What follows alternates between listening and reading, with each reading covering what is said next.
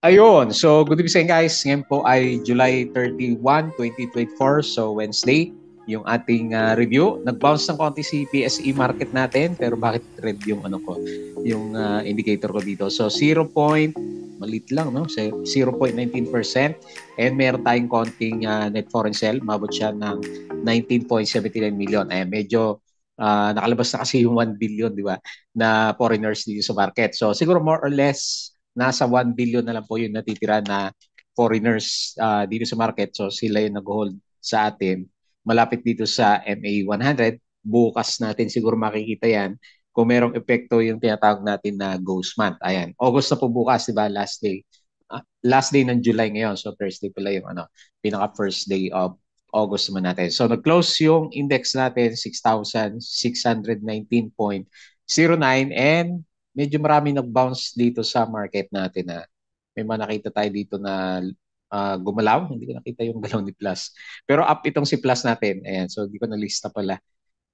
Okay, nakalimutan ko. Anyway, ito po yung ating mga trending stocks. Karamihan sa kanila is verde for today's trading natin.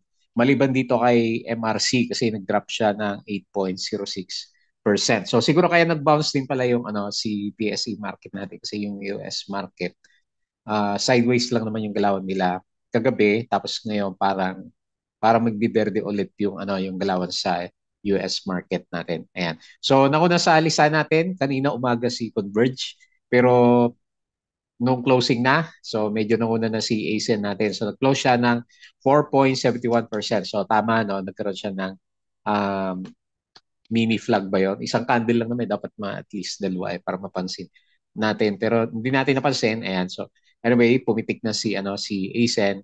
Mukhang meron siyang momentum kasi meron siyang 103.63 million net foreign buy. Ayan, medyo pinupog itong si ASEN, tinulak talaga siya. So continuous yung yung breakout natin sa kanya. Tingnan natin, maganda na yata yung mga reviews para kay ASEN. Next, si Converge. Kulang na lang dito sa trending stocks natin si Dito, di ba? Dati ASM Converge sa Dito yung nagsasabayan. Ayan. So si Converge nag-up siya ng 3.04%. Parang breakout na rin to si Converge natin. So meron siyang malit lang 6.51 million net foreign buy. Tapos si Plus, continuation ng breakout. Hindi ko nakuha yung number. So mamaya silipin natin yan. Nagkamali ako sa listahan ko. Pero verde itong C+, ito si MRC na mula, negative 8.06% nga po siya. So naging, umakyat naman siya ng umaga kaya lang naging trap yung kandila natin, negative 8.06%, laki din. So nag-trap siya, 139.94K net foreign buy. Tapos marami, di ba? Sina Green, sina Ani, sino pa ba? Ayun, si Star Malls, si Med, ito yung pinakamataas pa rin. Halos magsiling na naman yata kanina si Geo. Marami sa mga small caps natin is gumagalaw during this time. So si Green, nag-up siya ng laki din, no? 11.71%. So bumabalik na yung mga lugmok natin. Si Green, si Aba, si Ani, sino pa ba yung mga nalugmok na mga movers natin last time, di ba? Ito si Green. So 11.71%. And then lastly, si Med. Hindi ko masyado na-digest yung yung balita niya. Meron siya disclosure nung kahapon, di ba? So parang buying stake siya or siya yung binibili. So anyway, it's a good or positive para sa kanya. So nag-up siya ulit ng laki 28.48%. So kahapon ceiling. Tapos sa umaga, lakas na sipa ulit na ito sa umaga eh. So nag-close siya is, alam ko mas mababa ito ng konti, 28.48%. Pero ang laki pa rin, di ba? So mantakin mo yan, 28% si Med. Ayan. So, since hindi natin ma-interpret yung news, hindi ko nabasa ng maigi, tignan na lang natin yung kanyang pinaka-price action naman. Pero kapon kasi nagsiling si Med, so hindi masyado pansin yung yung galawan po niya. May volume ba siya? Meron siya one malit lang, no? Parang ito kasi MRC laki ng volume pero non-trap pa rin. So anyway, tignan natin yan. So yun po yung ating mga trending stocks for today's trading. Overall picture, tinamaan is property. Ang nanalo is para mining yung nanalo kanina, di ba? Sa listahan natin. Okay. So disclaimer pa rin guys sa mga bago sa channel natin. As usual, pakibasa na lang po. So sabi natin yung ating review is for education lang po ito ha. Huwag mong gagamitin to na reason para mag-buy, sell, or hold ng stocks. Meron po kasing risk na involved sa trading sa market. Due diligence, as always po, ano yung stocks yung gusto mong bilhin naman. Double check mo po lagi. Tapos sa mga wala pa, hindi pa nakasubscribe pero nanonood ng channel natin, please don't forget to subscribe. Napako na rin tayo sa 40K subscriber natin. Or kung gusto mo is join ka dito sa trading group, double check mo na lang po kung ano meron dyan. Yung ating mga posts, kung nakasubscribe ka, check mo na lang po yung ating daily trending stocks review, yung ating company reviews, yung mga sample trades sa market, yung mga basic indicators, mga technical analysis, plus yung ating mga learnings. O, dito pala, ito pala yung mga indicators natin. Ito yung mga risk management plus ito yung ating mga learnings. Ayan, ito yung pangalawa sa baba. Yung pinaka-learnings natin sa market. So sa mga ka-traders sa crypto, follow mo lang po ako dito sa Palawi Trader Crypto ko to. Subscribe ka lang, antayin natin manalo si Mr. Donald Trump para pag nanalo siya is to the moon daw yung mga bitcoins natin. So, antayin natin yan. November yung election sa US market. So, doon natin malalaman po yan. So, and then follow mo na lang po ako dito sa ating Flavi Trader na Facebook account para updated ka sa mga posts or dito sa ating Facebook page. Pili ka na lang po sa kanilang dalawa. Bodega Peak, yung mga articles natin dito sa local market, dito sa US and dito sa bandang crypto. Tapos, ano ba yung mga post natin? Meron na may summary na. Ayan, so meron na tayo. So, anyway, good vibes na rin kahit papano. Negative 19.79 million as compared naman no last 2 days, 400 o 500 at saka kahapon is 600 million na net foreign sale. So, kahit papano, okay na rin. So, tinamaan yung mga properties natin. Kala ko ba ito tataas mga properties pag meron ng interest rate cut. So, nalaglag ulit siya, negative 1.24%. And ang panalo is mining. Ayan. So, sino ba sa mining? Sina SCC ba to o sina Nickel at saka FNI o sina APX? So, 1.66% yung galaw and followed by yung holding firms or rather ng industrial indices natin, 0.98%. Ayan. So may news dito si Alter, subsidiary holds groundbreaking ceremony for its 28, ano ba? Ano ba yan? Megawatt Solana Solar Power Project in Bataan. Ayan. So may bago siya project. Tapos okay, foreign funds bought, CBC, Metrobank, MFC, KCN, Mer, Manila Water, SCC, CNPF, ENI, AMI, URC, AGI, LTG, AREITs, MREITs, Globetel, at saka si Converge, OGP. Nag-trending din si OGP eh. Negative 2.32% binatuloy yung recovery. So profits plunged by 73%, primarily driven by lower adjusted EBITDA, higher depreciation, and OGP listing costs and restructuring expense. Nako, mababa pala yung earnings nito. Ito pa naman yung isa sa magandang IPO kasi above pa rin siya ng listing price natin pero mukhang may negative news na yan. Ayan, so CMC, okay, ano pala to? Ads, mga ads pala yan. Robinson, negative 0.14%. Meron siyang Tower 2 of Mira. So nag-open siya. Ayan, meron dito news kay ACN eh. So pinag-usapan si ACN natin kasi medyo makita mo naman. Diretso yung niya, no? So wala siya masyadong mababa na lower low after niya mag-recover ng price nung sad-sad yung price niya. So ngayon kasi makita mo marangkada ulit siya. So nagiging high flyer. Para magiging winner sa year na to si ACN natin. So meron siyang listed energy of Ayala with fast growing presence in the Philippines. Ayan. Asa yung walang disclosure si SPNEC natin para makita natin, no? Ayan, hindi sila nako-compare. Foreign funds sold, BDO, BPI, APF, GEN, DNL, GSMI, Jollibee, IMI, AC, Aboitiz, Ali, Crits, BDMPR, Cebu, at saka si Bloom. Wilcon, ayan, drop siya, 2%. Reports, 1.5 billion per SAP net income, lower siya. Lower by 16.9%. Megawide, World developers have secured a 500 million loan from BPI, SM Jollibee, CBTL to open in-store cafe, across all 78 branches of SM by 2026 pa naman. Tapos yung closing natin is 0.19%. So andap-andap yung yung support natin dun sa level na yun. Ayan. So mga ka-AI, mga ka-AI dito sa sa US market. Nvidia shares fall more than 4%. Pero ngayon, yung pre-market nito at saka si AMD mataas. Ayan, binabantay natin to kasi sikat nga to naman nakaraang trading dun sa US market natin. So ito yung closing natin, 3 p.m. Hanapin natin yung movers, ASN, 4%, SMC, 3.15, Converge, 3%, GGS, ayan, nag-rebound na rin, 2.58, JTCAP, 2.5, and the rest. Marami pala, maraming blue chips yung makyat. Ang nalaglag si Ali, si Wilcon, si Bloom, 1.78, si SMPH 1.54 mga properties. So kaya pala nag-dip yung property sector natin. DLL completed 300 million float at 9.375%. Meralco explore nuclear scheme options. LTG, kung napansin si LTG, pabalik na. Plans local debut of premium price RAM. ASM natin is to be the largest listed renewable platform in Southeast Asia. Akala ko ba si Akala ko si SPNEC o plan nila. Ayan, so nag-uungusan yung dalawa, ACN saka SPNEC.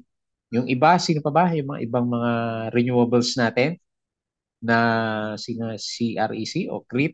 Ayan, so hindi natin napapansin during this time. Mga ano ngayon mga solar energy, di ba? Solar power. Metrobank, so may yield siya o 6.35%. Okay na rin. Robinsons Land, Open Tower 2, AMD stocks pops on better than expected outlook. AI sales, ayan. So lalarga yung mga AI stocks natin mamaya. Robinsons, Q2 net income up 36.2%. Ayan. Second quarter net sales plus 3.1%. BPI short terms offer period. Megawide. Okay, yan kanina. Meralco. Nuclear pa rin. BDO is actively traded after a strong first half earnings. Okay, so maganda naman yung earnings niya. PLDT, Inc. deal with Brujas, SDN Berhad for use of Asia Direct Cable and Apricot Subsea Cable System. So Malaysia yata to ng SDN. BHD. AUB, first half net profits up ng 27%. So yung gap down na to, halos makabalik na siya Halos nag-close the gap na siya. Panalo yata yung mga nag-avail na ito. Ako naman to, dividends yata to last time, stock dividends para kay AUB. So this is a good thing or bad thing for Mark. For anyone who owns this stock, the answer to the question will probably depend why you purchase it in the first place. Ayan. So may kwento siya kay Mark Ventures. Med prepares tender offer. Approve the to conduct tender offer. Okay. So mag-close na. Si Med, approve the, magkano lang yung price? So yung tanong, magkano yung tender offer? Kaya pala, umakyat to. So, of shares of the firm except those owned by Winter Dragon City West Asia Limited. Ayan. So, ayan pala. Ayan. Yung mga naguguluhan na kagaya ko kahapon, kay Med, ayan, magte-tender offer po siya. Mag-exit sa market. Mahina siguro yung yung tingin niya undervalued yung mga stocks niya. So, Ali, share buyback, Manila Water, and Maynilad are set to extend their contract. Aslag prepares Papangalat sale. BPI dividends is going to provide helpful tailwind for Robinsons earnings. Balay to distribute Poland Hopia, Robinsons, okay na yan. Maganda yung earnings niya. And yung galaw natin sa US market kagabi is mix. So laglag si Nasdaq sa S&P pero panalo si Dow Jones natin. Yung PLDT umakit pala siya kagabi. Okay, so the rest is yung mga galawan natin last week naman. Last week kahapon naman. Okay? So yun na po yung ating balita dito sa market. Patalastas ulit. Ayan. So pagtapos ng August 1, so bukas na yung ating Patreon channel. So kung gusto mo sumabay during this next season natin, so Ghost Month, siyempre alam natin Ghost Month, medyo mahina. So pwede ka sumali or kung gusto makita yung mga titrade natin ng stock, sali ka lang po dito sa ating Patreon channel. Kung gusto mo mag-support, open din po siya sa mga supporters natin. Okay? So maraming salamat po. So next tayo dito sa chart ng market. Okay, so medyo lumalaban tayo. Kailan hindi pa rin nga tayo ganun ka-optimistic sa market natin. Okay, so baba natin 6-7. Balik natin 6-7 kasi parang kulong naman tayo dito kasi nga ayan, puro ghost month to. Yung lagi kong sinasabi. Normal po kasi yun pagdating ng ghost month or before or just after ng ghost month, bumabagsak talaga yung mga stocks natin. Kaya lagi natin siyang sinasabi. Ayan, yun yung reason na nakikita natin. Bakit nagde-drop yung markets natin. So lumalaban naman siya kahit paano pero mukhang bitin dito ng konti. Mukhang bitin siya ng konti sa MA 100. Siyempre, di pa rin naman ganun kalinaw yung reversal natin dito sa 50 and medyo bearish yung yung itsura ng MACD. Okay, dahil dito sa na-break kasi yung trend eh. Parang naging din siya no, yung trend ng market pag nag-break siya nagko-cross yung blue dito sa sa red line naman natin. Okay, so 6,619, 0.19% nga po and konti lang, buti nilang net foreign sale tayo ng 19.79 million. So gawa ni Ali, BPI at saka SMPH. Ayan, ESN panalo dito sa pickups gaya na nakita natin kanina. Pero eto, si Med halos magsiling pala kanina ulit. So mamaya sukatin natin yan. Tender offer pala siya. STR, green. May volume si green Binomba kanina. 11% si hanap lang tayo ng more than 1 million para naman may volume siya. Si Plus, ayan, nag-breakout ulit. Ito, mas malinaw na yung breakout.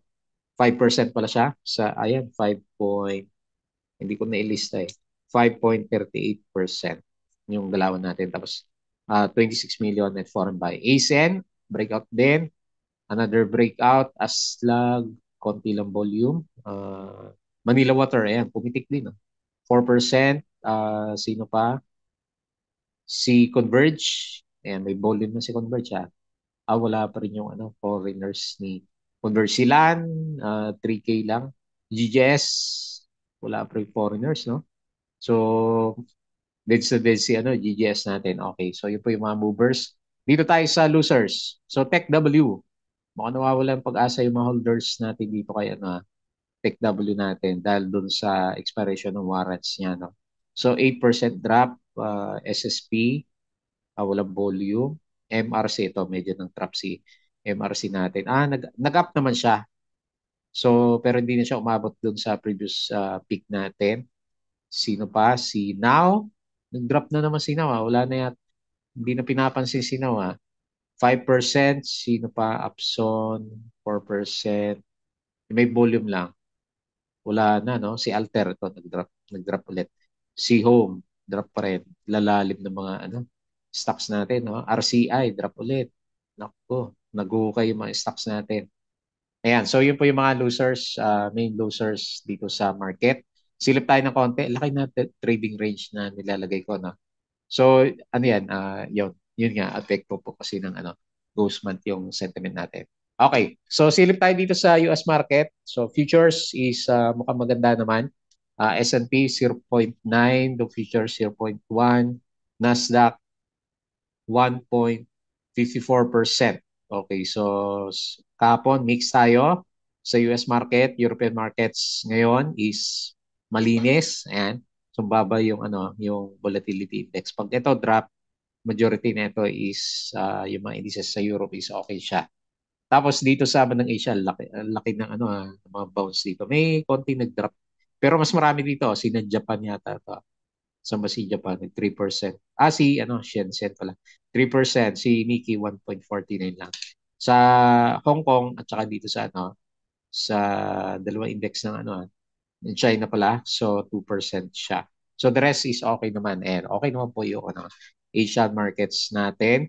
So dito sa crypto, naudlot na yung yung 70K natin. Nag-touchdown lang siya tapos ayan, nagda-drop na ulit si crypto natin. Pero hindi naman siya hindi naman ganun kalaki yung yung drop niya kumpara sa past few days po natin. So Bitcoin 66K pa rin naman, Ethereum 3.3, tapos si BNB, ayan ito tumaas 586 pero the rest laglag yung mga ibang cryptos natin. Mix. So si BNB lang yung at saka XRP ang maganda yung galawan. Pasilip na si XRP. Simula nung magkaroon siya ng ito yung USD niya or rather, meron siya meron siyang USD na ginawa, 'di ba? Na parang stable coin. Ayun oh, nagbe-breakout si si XRP natin. Okay, so anyway, halos pati si Bitcoin ganun din naman po yung yung galaw natin. Okay? So balik tayo dito and check natin yung mga individual stocks. So panalo yung mga holders ni ASEN. So kung malakas yung loob mo last time, di ba? So last time dito, saglit. Ano bang earnings niya? Drop din siya sa annual pero ito yata yung catalyst natin Yung first quarter niya, oh, laki.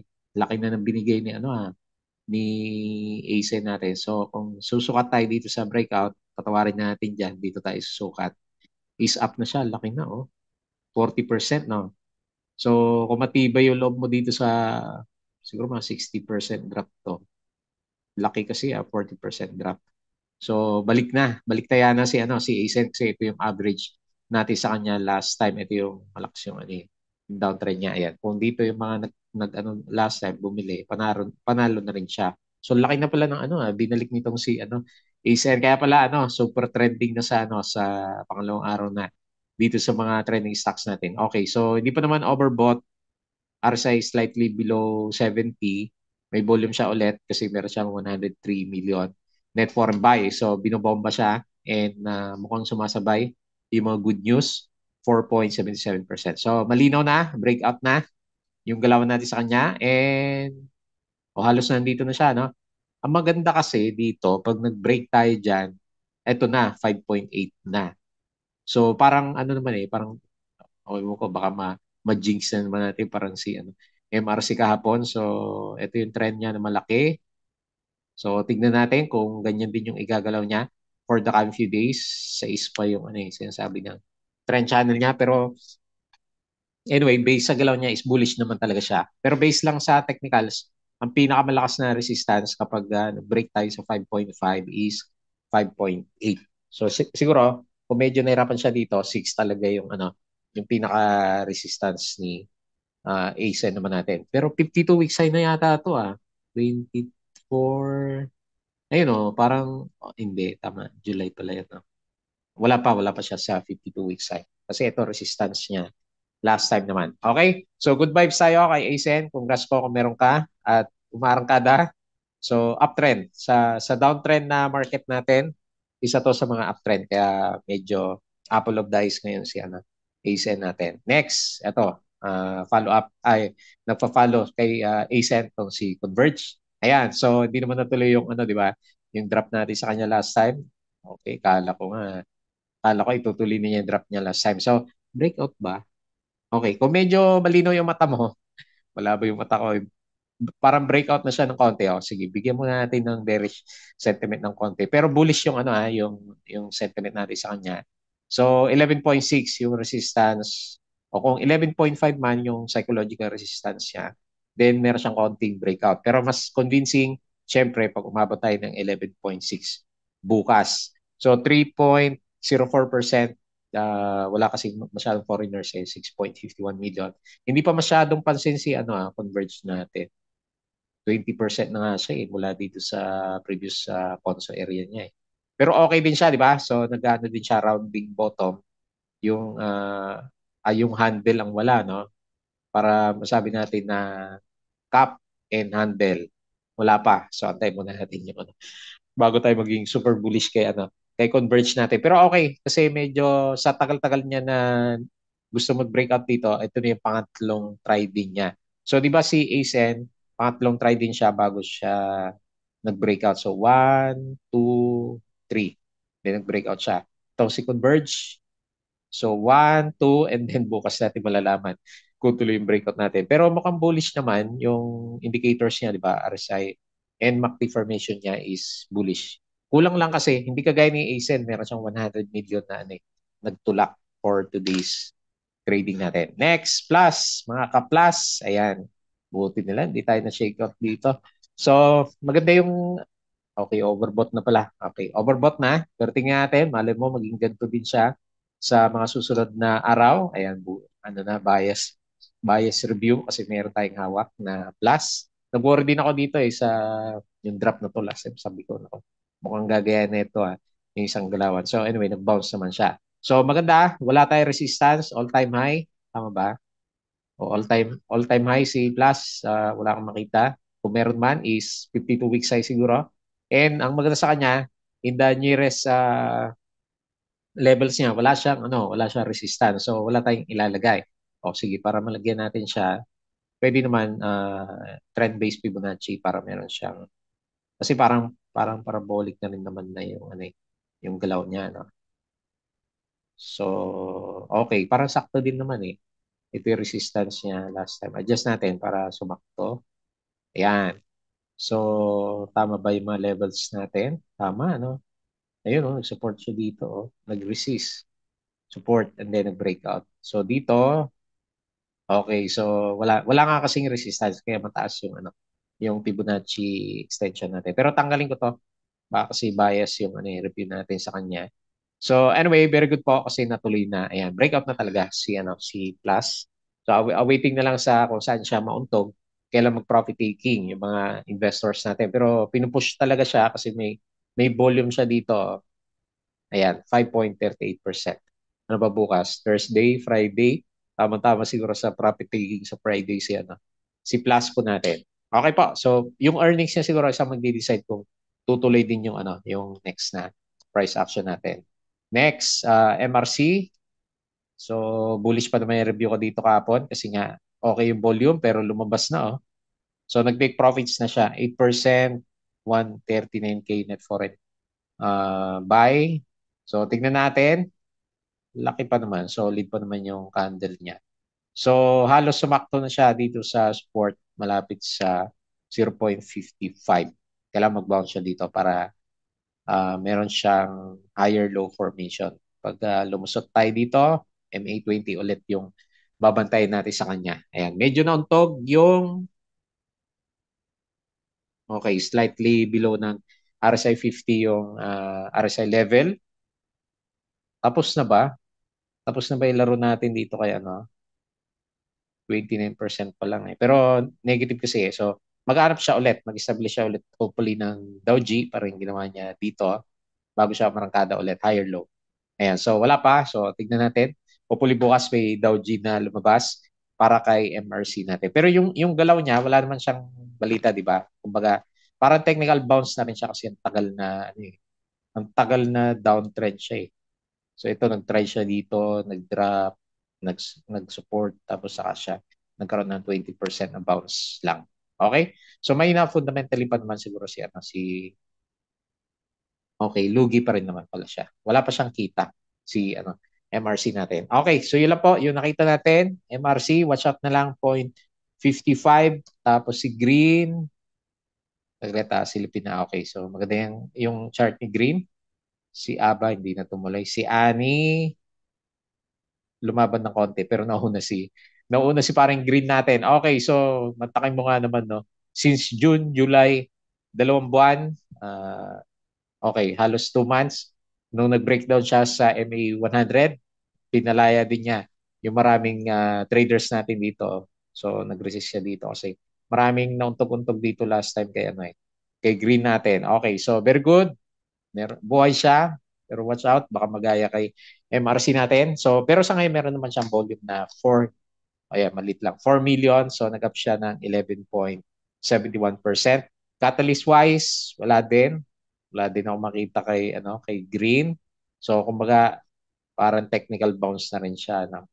Kasi yung tagal na rin siya na nasa bandang baba. Hanap kaya tayo ng mga ganitong setup na tulog na nagko-conso yung price action natin. Sila yung pinapasipa ngayon, parang may trend yung markets natin. Okay po. So yan po, resistance mataas 0.2438. Next, si Med, so kapo 'di ba nag-ceiling to. Tapos kanina is ceiling ba ulit? Laki ulit oh. Halos ceiling siya 47%. Tingnan natin yung laro niya sa 5-minute chart. Ganda rin ah. Mukhang palaban si Med. Kailan kasi ang hirap nito, hindi mo alam kung kailan yung mga take profits ng mga tao. Kaya lang, ay natin kasi dito kay Med, ano ba yung tender offer price niya. So, hindi pa malinaw din, no? So, yung iba, minsan tumitingin sa book value. So, pwede mong tignan yon para meron kang guide or kung meron na siyang disclosure. Wala pa akong nakitang disclosure tong si Med natin. So anyway, madali yung makita yung resistance niya 0.24 and support natin is 0.17 or 18 dito sa may gap area na sa kanya. So yung price niya hindi based sa technical, magbe-base tayo doon sa tender offer price na pinag-uusapan sa kanya. Okay? So yun lang, kadali yung review natin kay Med. Pero congrats na lang po, second day mo is halos 100% na po yung binigay ni Panalo yung yung nag sa kanya nag-pump. Kasi 1 million lang, 28% kaagad yung yung price action natin sa kanya. Malit lang, no? Masyadong magaan. Nakakatakot naman pag ganito yung mga stocks natin. Okay po. So, yun lang yung ating review. Meron pa tayong 2 days na review.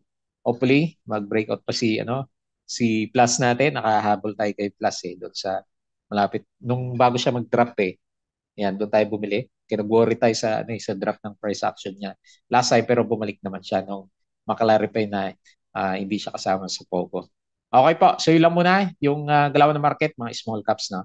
Yung napapansin natin na gumagalaw, maliban kay Converge at saka ACE and S&P Trendy yung galaw po nila. Ayan, so bago tayo close, please don't forget to subscribe dito po sa ating Cloud Trader na YouTube channel. Join ka lang sa group, guys. Crypto ko to, Facebook account, Facebook page, Bodega Peak, Twitter, and Patreon. Sa mga gusto ng guide, August na po ulit. So, pwede yung i-check yung Patreon channel po natin. So, yun lang. Maraming salamat. Kita po ulit tayo bukas.